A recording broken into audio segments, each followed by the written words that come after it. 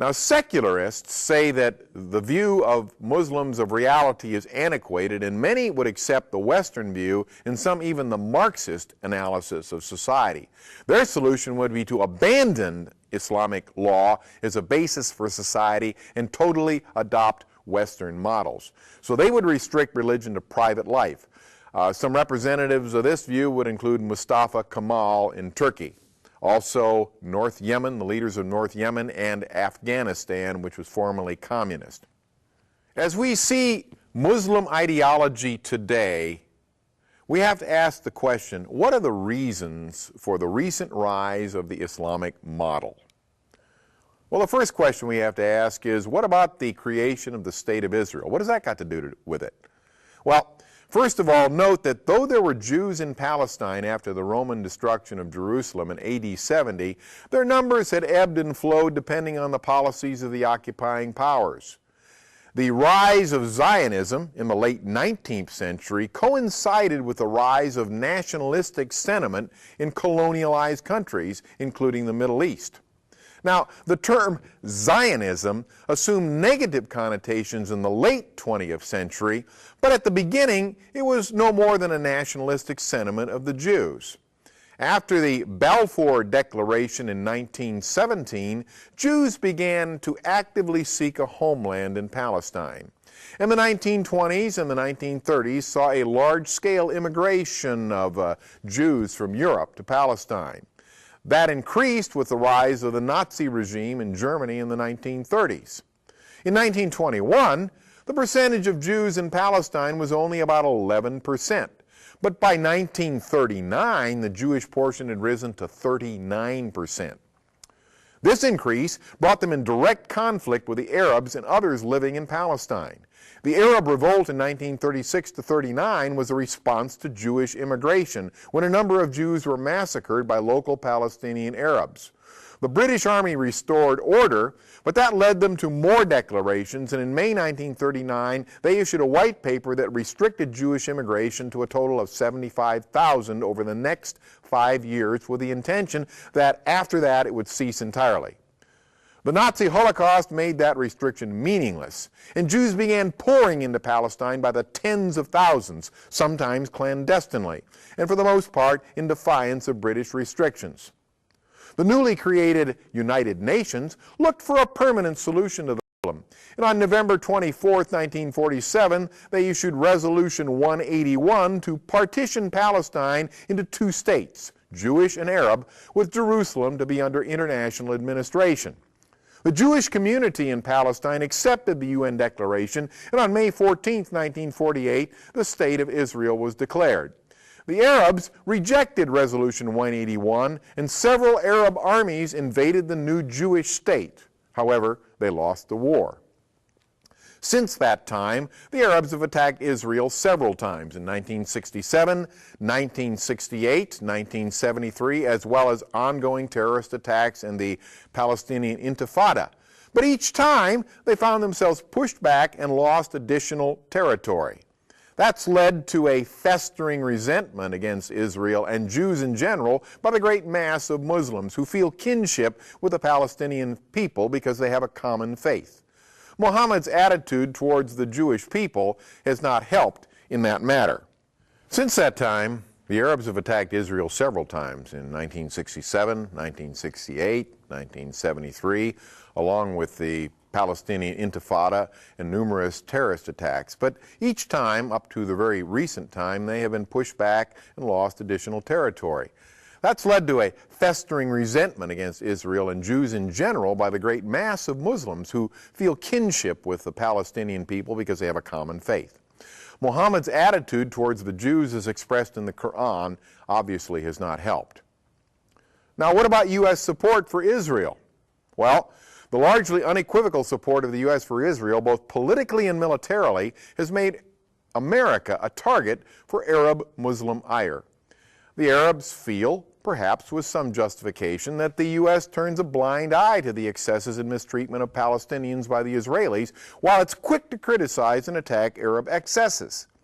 The fact that Israel has been largely victorious in her conflict with Palestine has added fuel to the fire, and it's one of the motivations that's led terrorists in their strike on the U.S. on 9/11/01.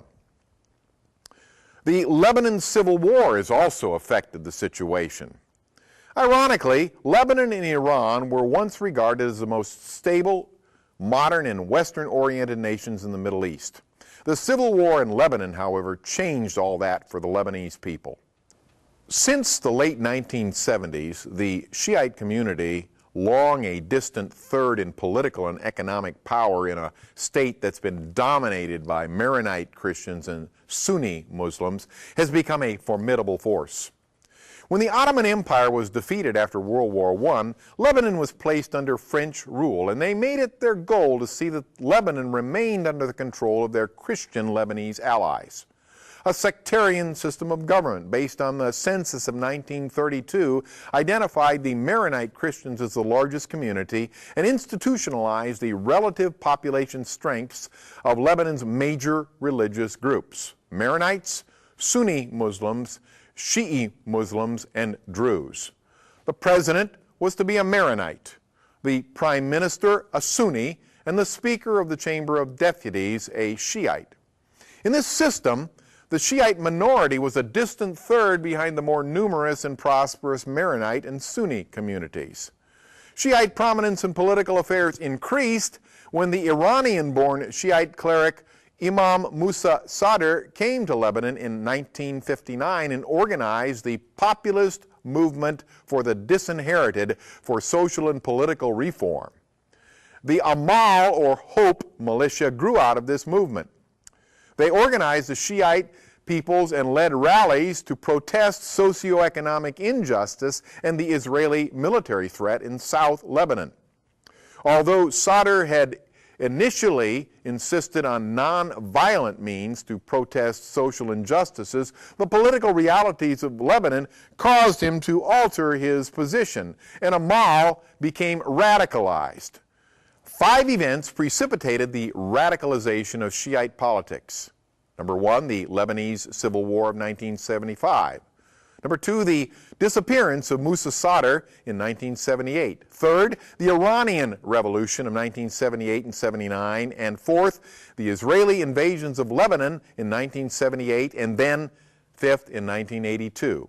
After the Israeli invasion of 1982, with the assistance of Iran, radical organizations such as Amal, Islamic Jihad, and Hezbollah emerged in Baalbek, which was a Shiite center in the Bekaa Valley. Calling for an Islamic revolution, Iran continues to support and fund these groups in their struggle against Israel and her ally America, whom they call the Great Satan. President Reagan briefly sent a U.S. Marine peacekeeping force into Lebanon with the hope of ending the civil war, but after the Marine barracks in Beirut were bombed in 1983, killing a number of Marines, the U.S. troops were withdrawn. Now, what did the Israeli invasion of Lebanon have to do with it? Well, Israel launched 2 invasions of Lebanon in 1978 and 1982 because the PLO had based itself there after being expelled from Jordan in 1970. And they were making regular raids across the border into Israel, very similar to what's been happening recently with Hezbollah. The 1982 invasion was designed to destroy the PLO once and for all, but PLO chairman Yasser Arafat escaped with his staff to Tunisia. The massacres of Palestinians in the refugee camps of Shatila and Sabra by so-called Christian militia, ostensibly while under Israeli control during the invasion of '82, further increased the hatred of Palestinians for Israel. Israel occupied a buffer zone in southern Lebanon and only withdrew its troops in 2000. Of course, you know they reinvaded in 2006 and have recently withdrawn their troops again, but that has added to the conflict in this particular area. What are the reasons why Islam devalues the Western model? Well, first of all, there is the economic factor. Muslims look at the Western capitalist model of economics as being built on a forbidden activity, that is, charging usury or interest for the use of funds. The fact is, they do the same thing when they put their money into banks, but they call it by another name, such as service charges.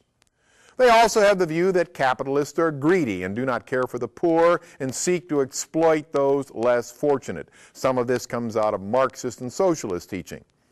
Although there are those who meet that description in Western society, By and large, it's the West, particularly America, that's been at the forefront of meeting the needs of other nations in distress. And it's because they have the wealth generated from capitalism that they're able to do this. For example, it was America with her food, her hospitals aboard ships, and help for reconstruction that came to aid Indonesia after the disastrous tsunami last year. Although they help to a degree, Muslim nations offer very little of any aid to those who are not Muslims. It is the West, because of its Christian heritage, that does the most to help. There's also a political factor. Muslims look down on Western governments because Islam is a religio-political ideology and Western governments are secular. That is, they admit to pluralism and generally insist on separation of church and state. Whereas there are some anti-religious excesses in Western society, generally people are free to worship God as their conscience dictates. It's an intolerant government that refuses to allow people to seek God on their own free will and enforces religious observance by government fiat. Generally, Muslim governments are not free societies, but are typically monarchies or dictatorships, some very autocratic, such as Saudi Arabia or Libya. Even those with parliamentary governments like Egypt still run affairs in an autocratic way, and there is no freedom of worship. Thirdly, there is a socio-cultural factor. Muslims attack the West because in their view we are corrupt and immoral. There is some truth to the accusation of immorality in regards to what is seen in the major media, but that does not give an accurate picture of how the majority of people in the West live. If one only gets impressions of America, for example, from the evening news or TV soap operas and sitcoms, it's a foregone conclusion. He or she will come away with a negative image of Western culture. Christians are equally disgusted with what they see on the major media on a regular basis. The fact is, most Americans show decency and respect to their fellow citizens, just as do the majority of Muslims. They would complain loudly if Westerners were to assert that every Muslim is like the terrorist who crashed their planes into the World Trade Center. Westerners have the right to complain, too, if Muslims assert that all American home life is just like what they see on the Jerry Springer show. Fourthly, there is the religious factor. Islam is a very circumscribed religion with detailed regulations to cover behavior in almost every area of life. Therefore, Muslims tend to judge others based on whether they follow the rules and practices of religion. But Islam says little about the inner man, the thought life, or the attitudes. Generally, if a Muslim fulfills his outward obligations, he's regarded as a good Muslim.